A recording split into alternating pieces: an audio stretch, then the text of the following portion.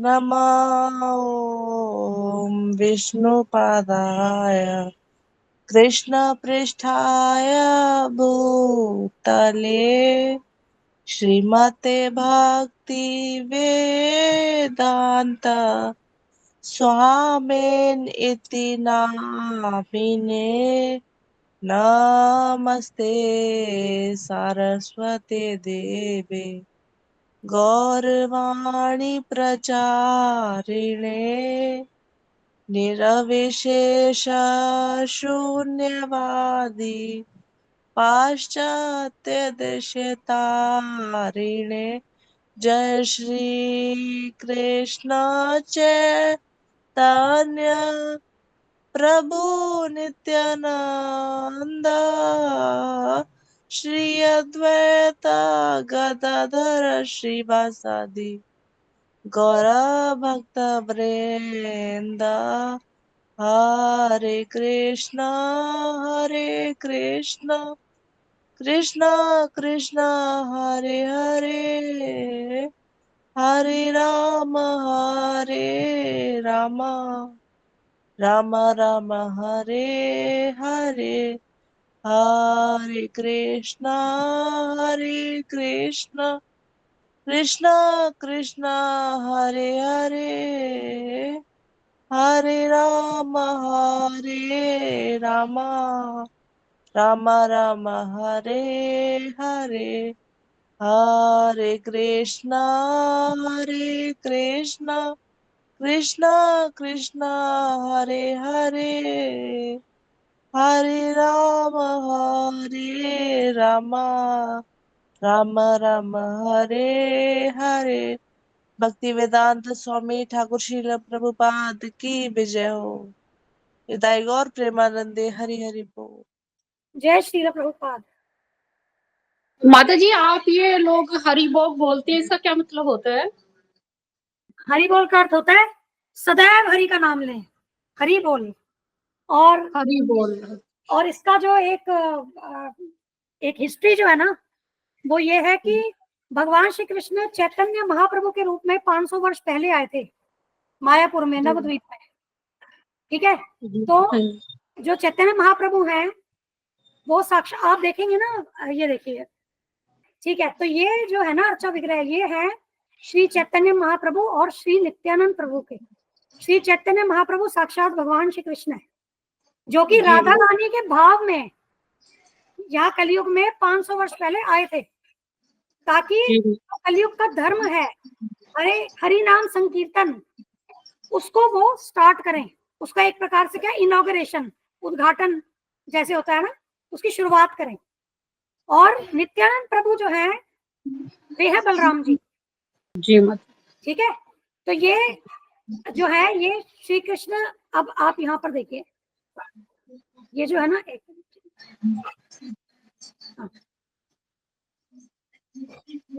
आप देखेंगे कि एक्चुअली क्या है कि इस रूप में भगवान जब यहाँ आए थे ना, तो वे हमें भक्ति किस प्रकार से की जाए ये सिखाने के लिए आए थे। और जो कलयुग का युग धर्म है इसको स्थापित करने आए थे। ये जो हैंड्स रेज्ड होते हैं इसमें हाथ ऊपर, तो ये बताते हैं सरेंडर, शरणागति। तभी हम लोग जब टेम्पल जाते हैं ना, तो भगवान के आगे ऐसे ही हाथ ऊपर करते हैं कि हम भगवान, हम आपके शरणागत हैं।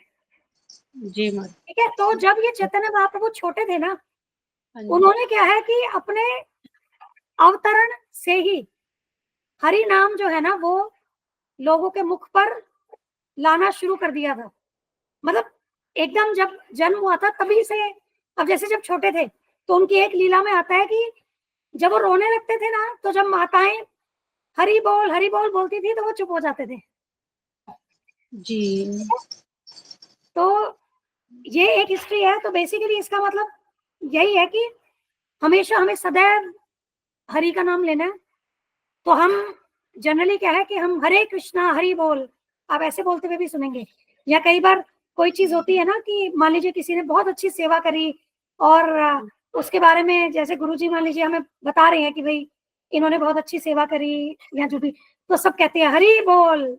तो मतलब हम और उनको एनकरेज करते हैं हरि बोल कह करके, और भगवान का नाम लेकर के। एक तरीके से क्या है, हम ये भी कह सकते हैं कि हम भगवान का नाम लेकर के तब उस सेवा को भगवान को समर्पित भी कर रहे हैं। ठीक है। माता जी मैंने ये हरि भोग सुना था, बोल नहीं सुना था। मैं हाँ, सोचती थी हरि भोग है, हरि भोग का क्या मतलब होता है? नहीं नहीं, हरि भोग नहीं, हरि बोल। हाँ हाँ, हरि बोल का तो समझ आ गया। इसमें हमारे एक वैष्णव आचार्य का ना एक बड़ा अच्छा भजन भी है, जिसमें वो हाँ जी, कहती है बोल हरि बोल, बोल हरि बोल। इतना प्यारा वो भजन है। हाँ जी, हाँ जी, हाँ जी। उसका जो वो है ना, वैसे वो बंगाली में है, मैं समय निकाल करके ना उसको वैसे ही मैं ग्रुप में भेजूंगी, एक बार उसका केवल मीनिंग रीड करिएगा, जी माता जी। आपको इतना मतलब इतना अच्छा लगेगा। उसमें वो कहती है कि तुम जिस भी अवस्था में हो बस हरि का नाम लो। तो हरि बोल का मतलब है हरि का नाम लो। जी माता। यही नाम है जो मन को आनंद देने वाला है। हाँ जी, हाँ जी, ये तो है ही है माता जी। जन्मों जन्मों से जो हम प्रताड़ित हो रहे हैं भौतिक प्रकृति के द्वारा, हाँ जी, उससे हमें ये मुक्त करता है, हमें तो सुख प्रदान करता है, दिव्य सुख प्रदान करता है। ठीक है। तो जिस भी अवस्था में हम हैं, उसमें बहुत अच्छा उस सॉन्ग में है, एक बार आप वैष्णव सॉन्ग सुनिएगा। तो जी, और कभी हमें अगर करना है तो हम उस सॉन्ग पे डिस्कशन भी कर सकते हैं किसी दिन ना। हाँ हम जी, एक्सक्लूसिवली इस सॉन्ग पे चर्चा करेंगे, हम बच्चों को सिखाते भी हैं वो सॉन्ग। तो जैसे आश्रम में इवेंट्स होते हैं ना, तो अलग अलग प्रकार के वैष्णव भजन जो हमें वैष्णव आचार्यों ने दिए हैं जो भजन, वो हाँ गाते हैं। जी, तो ये सॉन्ग बहुत सिंपल है और इसकी मीनिंग बहुत गहरी है, हाँ जी, वो हम करेंगे कभी चर्चा। जी, जी, ठीक है। हम पढ़ रहे हैं on the way to Krishna, Krishna की ओर। ठीक है। ये किताब है, ये प्रभुपाद जी की स्मॉल बुक्स है। एक्चुअली प्रभुपाद जी ने बहुत सारी किताबें लिखी है, तो कमेंट्रीज लिखी है भगवद गीता पे, श्रीमद् भागवतम पे। हम ग्रेजुअली के वो भी स्टडी करेंगे। पर अभी हमने क्या किया, जो प्रभुपाद जी की छोटी स्मॉल बुक्स है ना, मतलब जिसमें 60-70 pages, 100 pages, small small books का भी इनका क्या पूरा कलेक्शन है। हम उसमें से हमने ये पहली किताब है जो हम रीड कर रहे हैं, हम पढ़ रहे हैं। ठीक है। तो ऐसे करके क्या एक पूरा सीक्वेंस में हम किताबें पढ़ेंगे। हमारा उद्देश्य यही है कि हम गहराई से प्रभुपाद जी की किताबों को पढ़ें, जिससे ये जो वैष्णव दर्शन है इसे हम अच्छे से समझ सकें और जीवन में इसको अप्लाई कर सकें। ठीक है। तो ये पहली किताब है जो हमने पिक की है, ये है on the way to Krishna, और इसका 3rd चैप्टर है अभी जो हम पढ़ रहे हैं। और ये चैप्टर का क्या टाइटल है, seeing Krishna everywhere and always, कि हम भगवान को किस प्रकार से सदैव और सर्वत्र देख सकते हैं। ठीक है। अब यहां से हमने पढ़ना था। एक्चुअली क्या है कि हमारी, अब इसका थोड़ा सा बैकग्राउंड हम बात करते हैं। हमारी अभी स्थिति क्या है, हम भगवान कृष्ण को भूल गए हैं। प्रत्येक जो जीव है ना, उसका भगवान श्री कृष्ण के साथ एक शाश्वत संबंध है, परंतु यहाँ क्योंकि हम माया के प्रभाव में आ गए हैं, इसी कारण से क्या है, हम भगवान से जो हमारा वो संबंध है उसे भूल गए हैं, और हमारे समस्त दुखों का कारण भी यही है। ठीक है। और गुरुजी 13 घंटे में इसको बहुत अच्छे से एक्सप्लेन करते हैं कि वास्तव में ये जो स्थिति है ना, कि जब हम अपनी पहचान भूल जाएं, वो एक प्रकार से क्या है, पागलपन की स्थिति है। आप देखते हैं कि भौतिक जगत में जनरली क्या है कि जो व्यक्ति स्वयं को नहीं जान पाता कि वह कौन है, अपने अस्तित्व को नहीं समझ पाता, और कुछ भी वो कार्य करता है। अब ऑब्वियसली कि जो हम नहीं हैं, अगर अगर हम अगर हम स्वयं का अस्तित्व नहीं जान पा रहे हैं और हम जो भी कार्य करेंगे तो वो क्या है, वो फ्रूटफुल कार्य तो हुए नहीं, वो तो बेकार के काम हुए। और यहाँ पर जो स्वयं को भूलने की पराकाष्ठा है, अगर हम भौतिक जगत में देखें, वो पागलपन है। अब यदि हम एक पागल व्यक्ति को देखते हैं तो क्या होता है, वो स्वयं को नहीं जानता, और इस कारण से वो जो भी कार्य कर रहा है वो उसका उसका कोई मतलब नहीं है, उसके उस कार्य का, वो कार्य बेसिकली फ्रूटफुल नहीं है, वो यूजलेस कार्य है एक तरीके से, है ना। तो हमारी भी ये जो स्थिति है ना, ये उसी प्रकार से हो गई है यहाँ पर, क्योंकि हम अपनी पहचान भूल गए हैं। अब हमें स्थिति से बाहर निकलना है ना। अब हम यहाँ पर भी देखते हैं कि हम अगर हम किसी परेशानी में है, तो मान लीजिए जैसे कि अगर हम बीमार हैं तो हमें दवा लेनी पड़ती है ना, और वो दवाई से क्या है कि हमारी वो बीमारी दूर होती है। तो ये जो हमारी बीमारी है कि हम अपनी पहचान भूल गए हैं, हमारा जो भगवान से शाश्वत संबंध है उसे भूल गए हैं, इस बीमारी को हरे कृष्णा महामंत्र रूपी औषधि ठीक करती है। ठीक है। तो अब हमें इस स्थिति से यदि बाहर निकलना है, मतलब हमारे जो वास्तविक आध्यात्मिक स्थिति है उसे प्राप्त करना है, अपने आध्यात्मिक जीवन में प्रवेश करना है, उसे पुनः जीवित करना है, हमारे आध्यात्मिक जीवन को पुनः जीवित करना है, इसके लिए हमें क्या करना होगा? हमें हरे कृष्णा महामंत्र की औषधि स्वीकार करनी होगी। ठीक है, और ये जो औषधि है इसे श्रीमद् भागवतम में नवदा भक्ति के रूप में बताया गया है। जो ये कृष्ण भावनामृत है, इसकी जो प्रक्रिया है वह नवदा भक्ति के रूप में श्रीमद् भागवतम में बताई गई है। और वो क्या है? श्रवणम कीर्तनम विष्णु स्मरणम पाद सेवनम अर्चनम वंदनम दास्यम साख्यम आत्मनिवेदनम। इसके ऊपर हमने चर्चा की थी, हमारी एक प्लेलिस्ट है, आई थिंक 2-3 वीडियोस है, मैं उसका ग्रुप में भेजूंगी लिंक, आपसे रिक्वेस्ट है एक बार वो सुन लीजिएगा, सब क्लियर हो जाएगा उसमें कि ये सारे प्रक्रियाएं क्या है और इसको कैसे पालन करना है। तो यहाँ पर अभी हम केवल जो पहले दो स्टेप है ना इस नवदा भक्ति के, इसके बारे में हम बात करेंगे, जो कि है श्रवणम कीर्तनम, भगवान के विषय में श्रवण करना और उनकी कीर्ति का गुणगान करना। कीर्तनम, अब कीर्तन का अर्थ क्या होता है? कीर्ति का गुणगान। अब चाहे वे हम भजन गा करके करें, चाहे हरे कृष्णा महामंत्र का संकीर्तन के द्वारा करें या कृष्ण कथा के द्वारा करें, वास्तव में ये सभी कीर्तनम की कैटेगरी में आते हैं। क्योंकि कीर्तनम क्या है? इसका जो मूल अर्थ है वो क्या है? भगवान श्री कृष्ण की कीर्ति का गुणगान करना। ठीक है, तो कीर्तन को केवल ऐसा नहीं समझिए कि हम ढोलकी बजा रहे हैं, मंजीरे बजा रहे हैं और भजन गा रहे हैं, वो भी कीर्तन है। लेकिन जब हम भगवत चर्चा कर रहे हैं, जैसे अभी हम भगवत चर्चा कर रहे हैं, ये भी कीर्तन है। ठीक है, तो भगवान के बारे में श्रवण करना ये पहला स्टेप है जिसके द्वारा एक व्यक्ति जो है ना वह भक्ति के जीवन में या भक्ति में प्रवेश करता है। ठीक है, और इसके श्रवणम कीर्तनम फिर आगे जो सारी प्रक्रिया है ना वो आप उस वीडियो में सुनिएगा। विष्णु स्मरणम, भगवान विष्णु का स्मरण करना, पाद सेवनम, भगवान विष्णु के चरणों की सेवा करना, अर्चनम, भगवान विष्णु के भगवान श्री कृष्ण की अर्चना करना, वंदनम, उनसे वंदना करना, दास्यम, दास बन करके उनकी सेवा करना, साख्यम, अर्जुन जी की तरह सखा बन करके उनकी सेवा करना, उनकी भक्ति करना, आत्मनिवेदनम, तो सर्वस्व भगवान को अर्पण करना। ठीक है, श्रवणम कीर्तनम विष्णु स्मरणम पाद सेवनम। अब श्रवणम में एग्जाम्पल किनका आता है?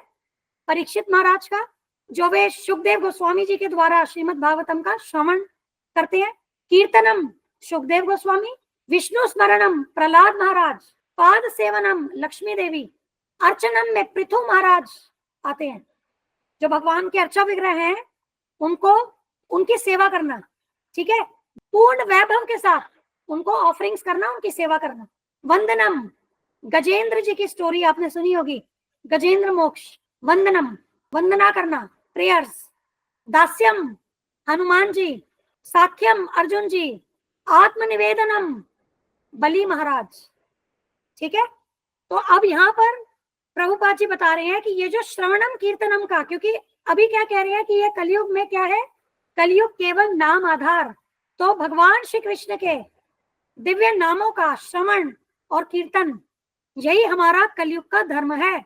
तो ये जो प्रोसेस है ना, ये श्री चैतन्य महाप्रभु ने अप्रूव किया है। और हमेशा हमें ये समझना है कि जब हम श्री चैतन्य महाप्रभु की बात करें तो वे साक्षात श्री कृष्ण हैं, उनमें और भगवान श्री कृष्ण में भेद नहीं है। वे इस कलयुग की शुरुआत में यहाँ आते हैं इस कलयुग धर्म को स्थापित करने और हमें यह बताने कि किस प्रकार से हमें हरिनाम संकीर्तन के इस धर्म का पालन करना है। ठीक है, तो अब यहाँ हमने ये वाला पैराग्राफ कल कर दिया था, तो अब इसके आगे हम पढ़ेंगे। तो बेसिकली इस पैराग्राफ में हमने जो कल बात की थी ना, वो ये की थी कि चाहे जितने भी अलग अलग प्रकार की प्रक्रियाएं हैं स्पिरिचुअल रियलाइजेशन के लिए, आत्म साक्षात्कार के लिए, लेकिन यहाँ श्री चैतन्य महाप्रभु क्या कहते हैं कि जो बेस्ट मेथड है, जो सबसे श्रेष्ठ मेथड है, सबसे श्रेष्ठ जो प्रक्रिया है वह क्या है? हरिनाम संकीर्तन। ठीक है, और दूसरी यहाँ पर हमने बात जो कल की थी वह ये थी कि हम कितना भी मनोधर्म से मनगढ़ंत तरीके से भगवान को समझने का प्रयास करें, लेकिन हमारे वो सारे जो प्रयास हैं वो निरर्थक है। ठीक है, तो इसीलिए श्रीमद् भागवतम के अनुसार हमें ये जो मनोधर्म है इन सबको त्याग देना चाहिए। मनोधर्म का अर्थ क्या है? मेरे ख्याल से भगवान ऐसे होंगे, मेरे ख्याल से हमें भगवान की सेवा ऐसे करनी चाहिए, ठीक है, मेरे ख्याल से हमारा अस्तित्व ऐसा है, या मेरे ख्याल से हम 5 मिनट ही सुबह भगवान को याद कर लें तो वो पर्याप्त है, मेरे ख्याल से केवल हम जब गरीबों की सेवा कर लें तो वो भगवान की सेवा करने के समान ही है। तो ये जो सारे हैं ना, ये मेरे ख्याल से, इसको कहते हैं मनोधर्म। परंतु क्या हमने जो हमारे वैदिक शास्त्र हैं वहां से जानने का प्रयास किया? क्या अपनी थिंकिंग को उससे मैच करने का प्रयास किया कि जो हम सोच रहे हैं वो सही है भी कि नहीं? तो इसीलिए हमें क्या करना है, हमें प्रामाणिक ज्ञान लेना है।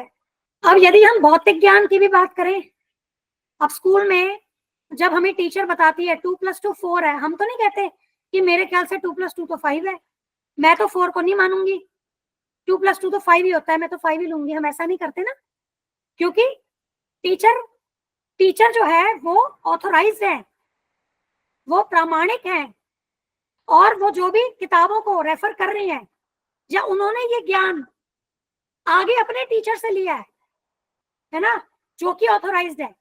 तो जब एक ऑथेंटिक रूप में नॉलेज आती है तो वहां पर वो नॉलेज जो होती है ना वो परफेक्ट होती है।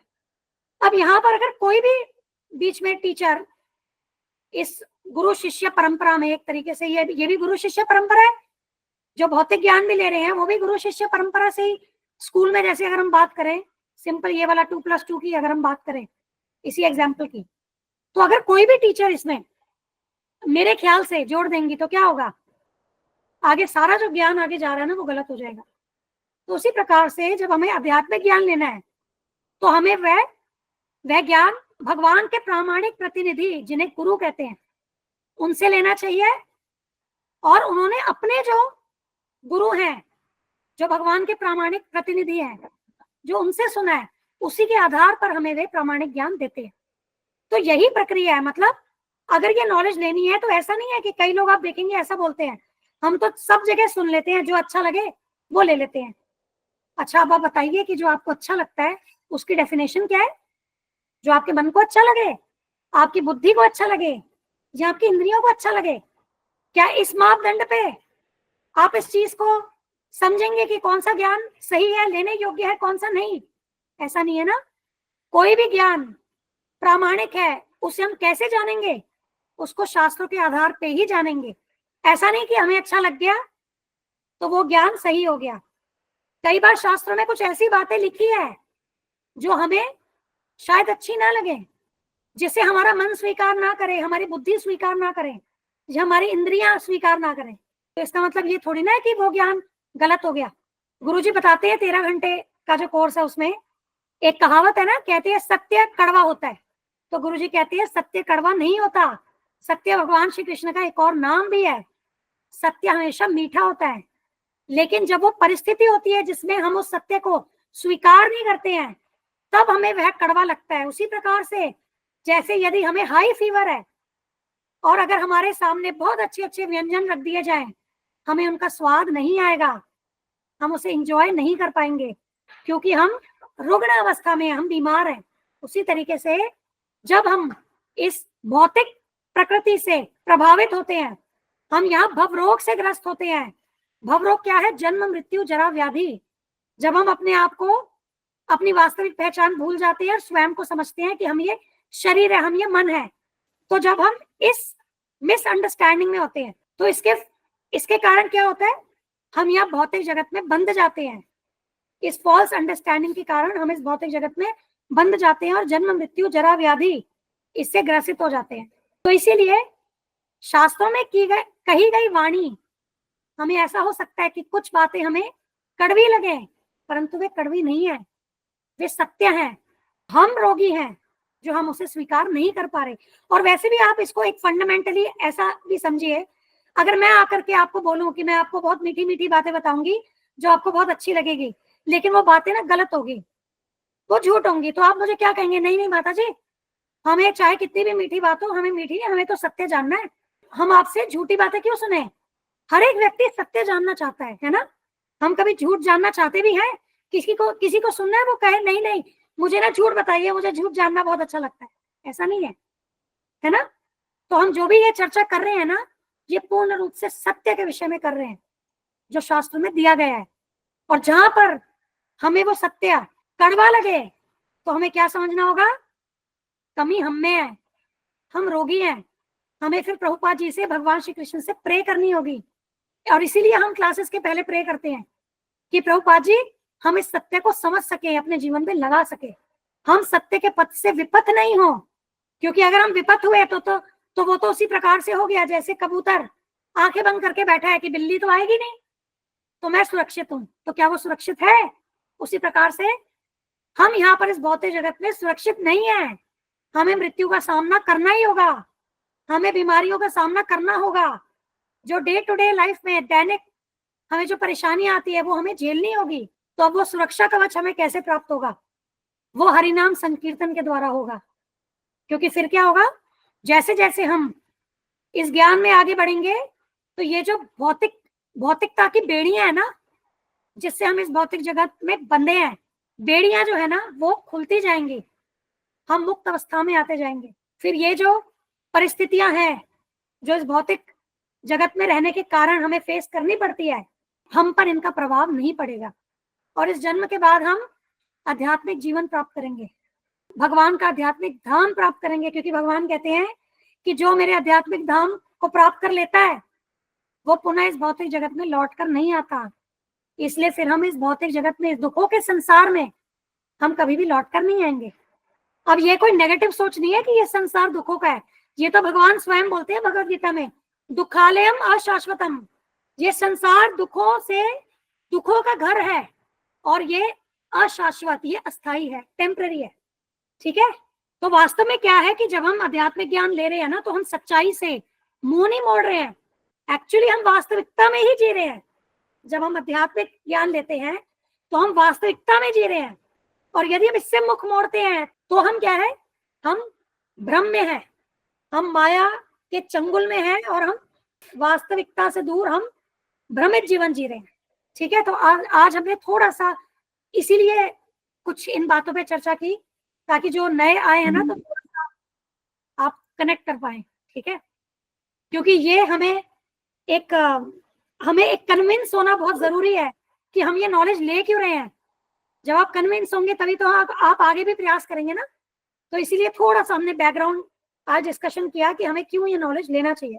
और बाकी ये हम आपको कह रहे हैं, आप एक बार गुरुजी की 13 घंटे का कोर्स सुनिए, आप इतना मतलब इस ज्ञान की और आप अनुरक्ति आपकी हो जाएगी ना भगवान के प्रति, और आपको लगेगा कि जैसे मैं जन्म जन्मांतर यही ढूंढ रही थी, आपकी खोज आप समझिए वही समाप्त होगी। और वास्तव में क्या, सभी जीव कृष्ण को ही ढूंढ रहे हैं। ठीक है। सभी जीव कृष्ण को ढूंढ रहे हैं, कोई डायरेक्टली कोई इनडायरेक्टली। ठीक है। तो यहाँ पर जो हम ये ज्ञान ले रहे हैं इसमें जो डायरेक्टली हम कृष्ण से संग कर सकते हैं, ऐसी नॉलेज यहाँ हमें चैतन्य महाप्रभु ने हमें दी है। ठीक है। तो अब देखिए साइंटिस्ट की बात हो रही है यहाँ पर। अब यहाँ से हमने आज स्टडी करना था doctor frog philosophy. Doctor frog philosophy क्या है? एक बार एक मेंढक जो कि कुएं में रहता था और वो कुएं से कभी बाहर नहीं निकला है, ये केवल 3-4 फुट के अपने कुएं तक ही सीमित रहा है, ये कभी इससे बाहर नहीं निकला है। अब एक बार क्या हुआ, उसका एक मित्र आया, मेंढक मित्र, जो कि अटलांटिक ओशन, प्रशांत महासागर, वहां से आया। उसने इसे आकर के उस महासागर के विषय में बताया। उसने कहा कि इट्स अ वास्ट बॉडी, बहुत ह्यूज है, बहुत बड़ा है। तो ये जो मेंढक है कुएं का, वो कहने लगा कि क्या ये इस कुएं से 2 गुना साइज का है? तो उसके फ्रेंड ने क्या बोला, उसके मित्र ने बोला कि नहीं, उससे भी बड़ा है। फिर उसने वो ऐसे क्या अटकलें लगाता गया कि क्या 2 गुना, 4 गुना, 10 गुना, ऐसे अटकलें लगाता गया। ठीक है। कैलकुलेट करने का वो प्रयास करने लगा कि वो कितना बड़ा होगा। लेकिन अब आप सोचिए कि जो 3-4 फुट के कुएं में रहा है, वो क्या प्रशांत महासागर, वो कितना महान है, कितना बड़ा है, क्या उसका अनुमान लगा सकता है? नहीं लगा सकता ना। उसी प्रकार से अगर हम अब यहाँ डॉक्टर फ्रॉग क्यों बोल रहे हैं? अब साइंटिस्ट लोग के आगे डॉक्टर लगता है ना, साइंटिस्ट लोग के आगे डॉक्टर, क्योंकि वो पीएचडी करे होते हैं। तो साइंटिस्ट लोग भगवान को अगर सेंटर में ना रखें अपनी रिसर्च में यदि वो भगवान को अपने सेंटर में नहीं रखेंगे तो वो जितना भी इस फिजिकल वर्ल्ड का इसको जानने का प्रयास करेंगे वे नहीं समझ पाएंगे। क्योंकि अब क्यों नहीं समझ पाएंगे? क्योंकि हम जो इस भौतिक जगत में जो भी हम बद्ध जीव है ना, हम में कुछ दोष हैं, कुछ सीमाएं हैं, और इसकी हमने कल चर्चा की थी। तो बेसिकली वो 4 दोष क्या हैं? हमारी इंद्रियां अपूर्ण है, हमारे अंदर धोखा देने की प्रवृत्ति है और हम धोखा लेते भी हैं, ठीक है। तो धोखा देना, धोखा लेना, हम भ्रमित होते हैं, ठीक है, और हमसे गलतियां होती हैं। तो जितने भी बद्ध जीव हैं, जितने भी जीव यहाँ पर भौतिक जगत में फंसे हैं, उन सब में ये 4 प्रकार के दोष पाए जाते हैं। चाहे अब अपने आप को कोई कितना भी परफेक्ट कह दे तो वहां पर वो उसका भ्रमी है, ठीक है, वो भ्रमित है, उसको लग रहा है कि वो परफेक्ट है। अब इसके बारे में थोड़ा और सुनना है ना, तो आप ये 4 प्रकार के दोष, इस पर हमने चर्चा की है, वीडियो है, मैं आपको वीडियो लिंक भेजूंगी, उसको प्लीज देख लीजिएगा। और कल भी थोड़ी सी हमने चर्चा की थी, तो वहां से भी आप ले सकते हैं, आप समझ सकते हैं इसे। तो जब इन दोषों के साथ हम कुछ भी जानने का प्रयास करेंगे तब क्या होगा? उसमें गलती, उसमें त्रुटि आ जाएगी, हम उसको सही रूप में नहीं जान पाएंगे, ठीक है। और अगर अपनी अटकलें लगाएंगे तो डॉक्टर फ्रॉक की तरह, और फिर हम उसी में संतुष्ट हो रहे हैं, ठीक है, हमने जैसे आज साइंटिस्ट हैं, वो इतने दूर में जो ग्रह बैठे हैं, जो दूर ग्रह हैं या स्टार्स हैं, उनको समझने का प्रयास कर रहे हैं, लेकिन उनके पास न तो उतना सामर्थ्य है, न बुद्धि है, न ज्ञान है, ठीक है, न उनका इतना अनुभव है, वे नहीं समझ सकते हैं। और यही अगर वे अपने वेदों में जाकर के इन्हें जानने का प्रयास करें तब वो उन्हें वास्तविक रूप से सही रूप में जान पाएंगे, ठीक है। तो इसीलिए यहाँ देखिए प्रभुपाद जी क्या कह रहे हैं, but what is the possibility of his ever understanding the depths and far reaches of the great ocean, our faculties, experience and powers of speculation are always limited. तो हम लोग क्या है, लिमिटेड है, सीमित है, हम नहीं समझ पाते। We can only give rise to such frog philosophy. तो ये क्या है कि अगर हम ऐसा अटकलें लगा करके जानने का प्रयास करेंगे तो हम ये फ्रॉक की तरह ही कर रहे हैं, ठीक है। Therefore Shrimad Bhagavatam recommends that we give up the method of speculation as a waste of time in trying to understand the supreme. तो श्रीमद् भागवतम हमें क्या कहती है कि भगवान को जानने के लिए, परम सत्य को जानने के लिए ये जो आप भौतिक अटकलें लगा रहे हो इसको छोड़ दो, मन गणंत कुछ भी सोच करके भगवान के बारे में, क्योंकि भगवान इतने महान है, आप समझ नहीं सकते वे कितने महान है। एक्चुअली हमें गुरुजी क्या कहते हैं पता है, जब आप ये जान जाओगे ना कि भगवान इतने महान है कि उनकी महानता को हम समझ नहीं सकते, तो समझिए वास्तव में तब जाके आप समझे हो कि भगवान कितने महान है, ठीक है। तो हमें स्पेकुलेशन से, मन गणन तरीके से भगवान को जानने का, परम सत्य को जानने का प्रयास नहीं करना चाहिए, क्योंकि उसमें क्या है, हम टाइम वेस्ट ही कर रहे हैं। तो हमें क्या करना है, हमें प्रामाणिक प्रतिनिधि से, शास्त्रों के आधार पर, प्रामाणिक प्रतिनिधि मतलब भगवान के प्रामाणिक प्रतिनिधि जिन्हें भगवान ने ऑथोराइज किया है, जो गुरु शिष्य परंपरा के द्वारा जिन्होंने इस ज्ञान को अर्जित किया है और जो आगे इस ज्ञान को जन जन तक पहुंचा रहे हैं, तो ऐसे भगवान के प्रामाणिक प्रतिनिधि से हमें ये ज्ञान लेना चाहिए। और इसको भी आप कैसे समझेंगे कि कौन से जो गुरु हैं वो ऑथेंटिक है, वो प्रामाणिक है? वे गुरु, उनके गुरु, उनके गुरु, उनके गुरु, उनके गुरु, ऐसे उनके गुरु, ऐसे ऐसे जब आप हायरार्की में जाएंगे ना, इस पूरी परंपरा में जाएंगे, तो जो टॉप में जो आपको गुरु मिलेंगे ना, वो है भगवान श्री कृष्ण। तो हमारी जो परंपरा है, जिसके अंतर्गत हमें प्रभुपाद जी यहाँ नॉलेज दे रहे हैं, ये परंपरा इसे कहते हैं ब्रह्म माधव गौड़िया वैष्णव परंपरा।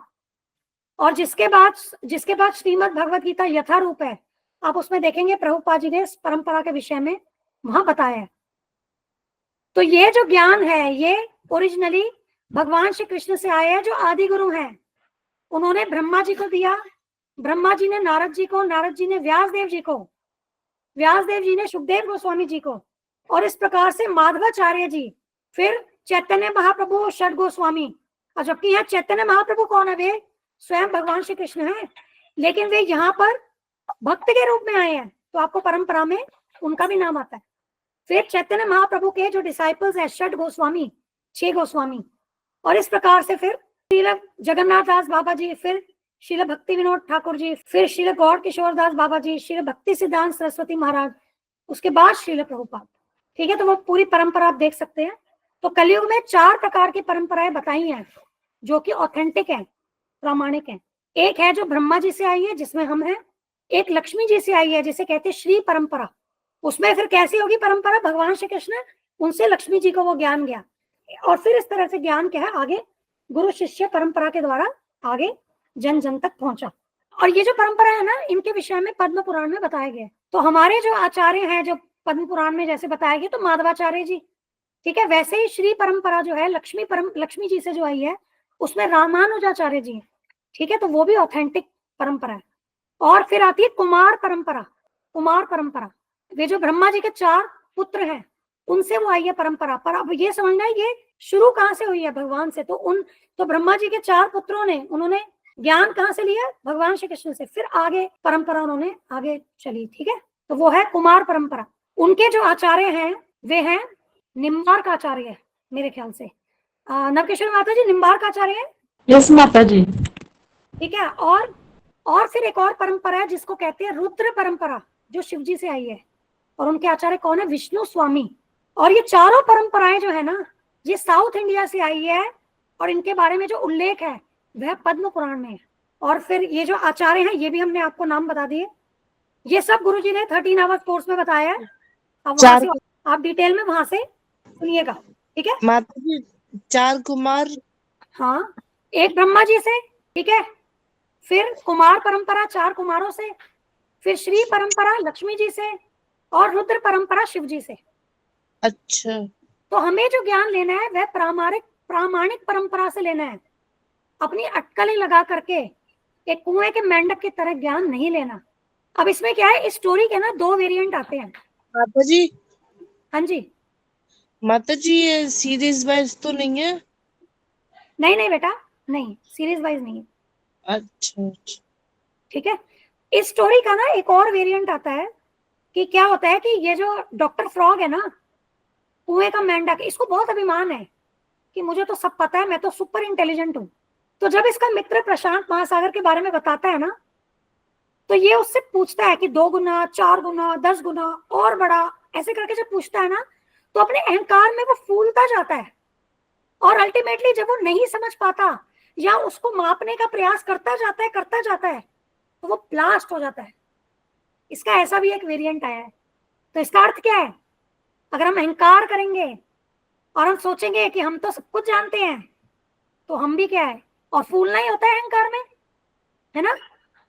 तो हम भी क्या होगा, इस फ्रॉक की तरह क्या है, फूल करके उसके बाद ब्लास्ट हो जाएंगे।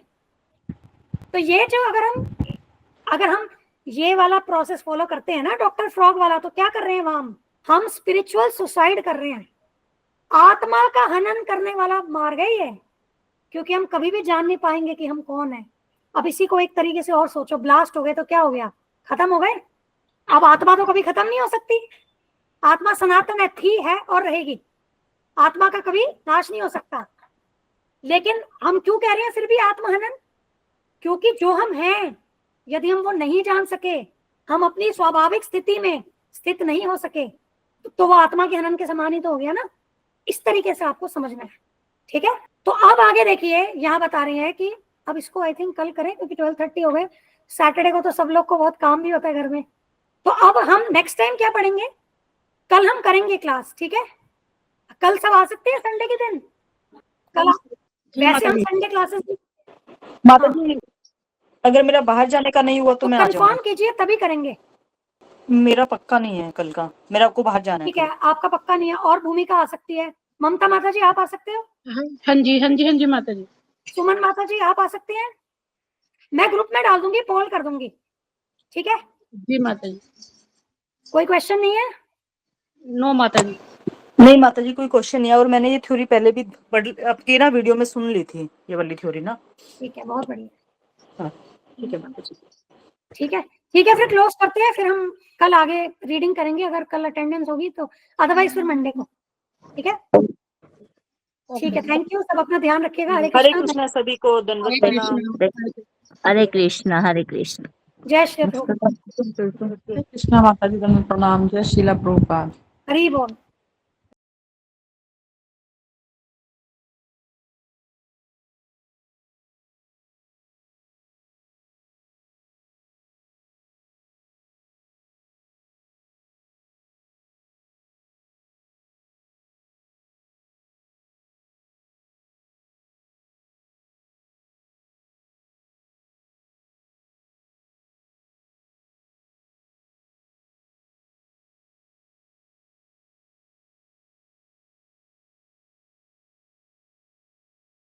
ठीक है माता जी, फिर मैं बाद में बात। एक बार बच्चों से पूछ लेना, ठीक है ठीक है? ठीक है माता। तो मैं कॉल कर दूंगी। तो वैसे हमारी जो क्लासेस होती है ना, वो मंडे, ट्यूसडे और Wednesday, sorry Sunday, Tuesday, Wednesday नहीं होती है, बाकी दिन होती है। सारे डिटेल्स आपको ग्रुप में मिल जाएगी, ठीक है? और भूमिका, आप अपनी ड्यूटी करो प्लीज। एटलीस्ट जिस दिन क्लास है आप एक मिस कॉल करो, ग्रुप कॉल करा करो सबको, चाहे मिस कॉल करके छोड़ दो, आपको रिमाइंड हो जाएगा कि आज क्लास है, ठीक है? तो फिर ठीक है, आज हम यही क्लोज करते हैं। अब किसी का क्वेश्चन है तो बताइए।